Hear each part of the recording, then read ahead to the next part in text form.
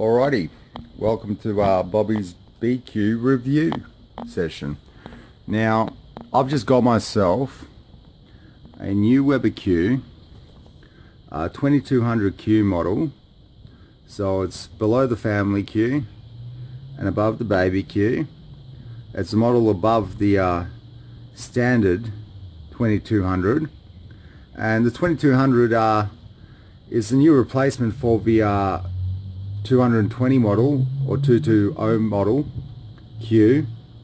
Last couple of years they've replaced that, I believe, and just fine-tuned it. Now, as you can see, it's the black limited edition black model, and I've like, the only reason I got the black one is because of the fact that I don't know, just beige doesn't sit well with me. Ultimately, it comes down to preference, I guess, and I from what I hear, they're coming out with other colors, just like some of the rivals here in Australia. It's a beautiful sunny afternoon, late afternoon here in Melbourne, Australia, and I got a pretty decent package deal. 3 weeks before Christmas. I can't complain on the fact that there aren't any specials available, but I still brought it down with the package, and I got the essentials or the necessities required to run this baby. Got my portable cart. I wanted the portable so I can collapse it and move it around wherever I need to. I can take it with me, collapses nicely, as well as the cover just for the Q itself. And can't go wrong without the hot plate, or probably would be going wrong without the hot plate. So as you can see, I'm already getting into the spirit because I've had a couple, but now it's time for grilling and opening these bad boys up, or the bad boy and the rest of the company accessories. So let's see how we go. So let's open these bad boy up. Now, like I was saying, let's move this stuff aside. I chose the black one just because of the fact that beige didn't sit with me well. Now, two reasons why they do beige, or at least one from my recollection, is make it look large. Well, two reasons: make it look larger, and considering it's such a compact model, and the whole point about it is advertising the portability.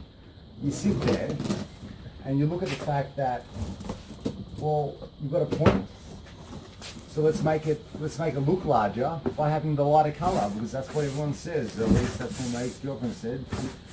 Make it look larger, and that way you've got something that doesn't look so small, even though they advertise it as being small. So it's a little bit hypocritical if that's the reason. The other reason is, as a barbecue, it gets hot, so a lighter color generally reflects any of that heat from the light coming through, because you know we're all barbecuing in good weather. So if it's out in the elements, then it's going to restrain that heat from penetrating in and making it overly hot. Well, with that said, that's why I've got a gorge anyway, so it shouldn't be an issue. Okay, so we've opened her up, and as you can see, we've got the, actually, in actual fact, I will grab the... So we've got her opened up, sitting in there. I don't know how the sun's acting, so let's move into the shade. I can already smell the grilling. So I'm going to have to open her. Along with that, I'll go through the process of getting out all these other necessities, such as your good old cover, your cart, and the hot plate. And don't mind the dog kennel. The dog's not around at the moment, so pities are tiresome little creatures. So it's that time of arvo. The sun's going down. Of course, emergencies rise, which cause time to take precedence, and as a result take me off my agenda, which is the review of the barbecue, which I'm doing. So Bobby's BQ review of the 2200 BBQ. She's now all assembled. She's warming up. As you can see, I'm going to close that lid quickly. Well, the burner's working fine. Gave the grill plates a little bit of a touch up as recommended. We're going to drop her down. I'm just trying to get her up around the 200 degree mark. As you can see, thermometer's working great. So she's about 200 now. So I'm going to try to wrap this up so we can get those 5 cutlets I've had marinating for the last couple of hours ready to go. Now there's a few little things. You can see the Weber tray in there. It comes standard with the barbecue. With that said, honestly, you probably don't need those, but if you can get a good deal and you do the price comparison to your local supermarkets, then it may be worth it, because they do sit in there snugly. But honestly, I think I've seen a few of those foil trays just in the deli alone, which I work in. Weber, bang. Okay, so she's assembled and she's bought for the purpose of portability. So as you can see, you've got your portable cart all set up. You've got little flaps coming out. Obviously she looks a little bit more streamlined when you close her up. On top of that, I've got my hot plate there. I don't need it today. Got my little cover there. Got a little skewer rack, which surprisingly, if my feelings are correct, will fit. Let's just have a look. Will fit nicely on top of that, and then I can put my skewers on there, which will give me a nice cook. Essentially, you know, the grill's there for a reason, and that's to cook those skewers. But with that said, say I've got the hot plate on, and as a result I've got some other burgers or whatever might be cooking on the other side, some steaks or something, giving it a nice grill pattern, then that will elevate it and cook it a little bit more elevated and give that nice even sort of feeling to it, rotate around like a kebab should. Now, you know, 3 types of kebabs nowadays, so what are we talking about? We're talking about kebab skewers. We're not talking about your souvlaki kebab from the Lebanese place with your Turkish bread, and we're not talking about any other form of kebab that might be out there. So with that said, I'm going to get these 5 cutlets just to rehash quickly before I do. She's black, limited edition. I already love her. Just burning out the flaws in her. Obviously any chemicals was just sitting on that stuff. Gave her a bit of a wipe down on top of that. The reason I chose black was because I didn't like the beige. The beige brings out the largeness of something that's meant to be streamlined and small. For portability reasons, black minimizes the impact of something that's taking up space. We all know that. Ask your girl from Gutting Fashion. That's a little bit sexist, I know, but that's just me. With that said, limited edition black, couldn't go wrong. Got it for $6.99, the whole package. Australian dollars, remember. Bit of a discount on retail price, but with that said, you have to think about it logically. It's 2 or 3 weeks before Christmas.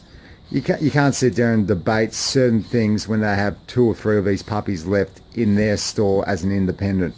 So getting that deal was great, considering the other alternative was your Ziegler, and your Ziegler had 1 or 2 extra items on the pound by pound basis, and those extra items were a couple of sets of tongs and a convection tray. So you want to pay an extra $100 for a couple of sets of a set of tongs, I beg your pardon, you know, and a convection tray? I don't think so when I've got the Weber, and the Ziegler is ultimately based upon the Weber. Anyway, so let's go get these 5 cutlets, people, burning. So we got these 5 cutlets, skin on, bone in. Have never cooked with this baby before. We're gonna unleash this, and then I'm gonna get marinade all over my phone, because I don't use it to socialize. I just use it to do shit with, productive shit, you know. You know those old school days when you had like, you know, like a GPS tracker and a pedometer and all those sort of things. Well, they all come with the phone now, and I can make calls with it. So it's bloody unbelievable.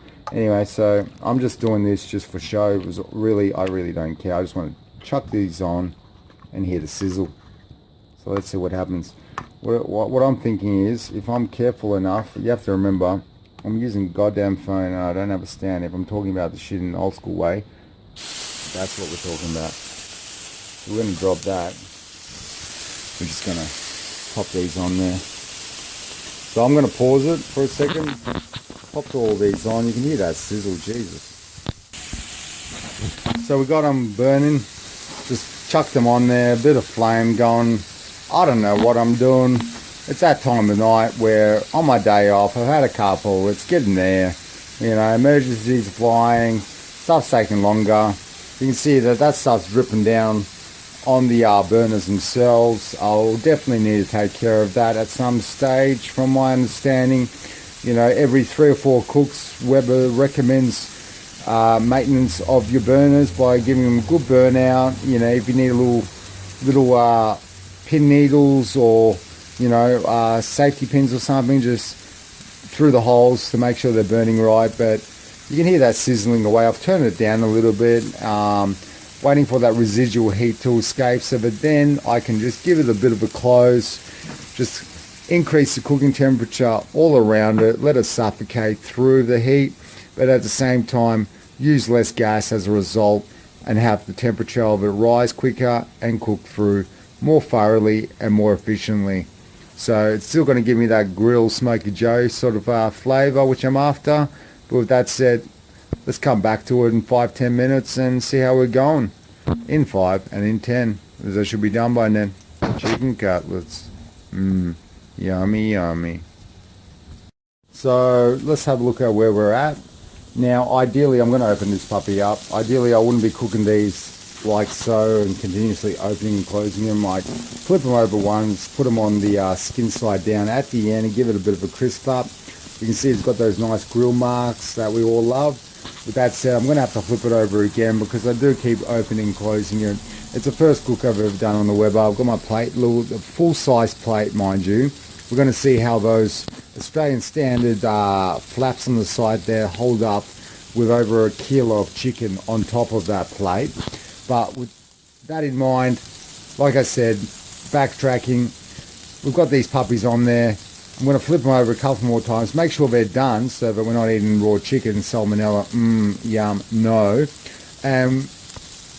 From the learning curve process, a couple more cooks and I know exactly how this puppy operates. BBQ, 2200, let's close the lid down, finish this puppy off. Gonna flip her over a couple more times, take them off, and they'll be done. They're not burgers, I know, they're chicken.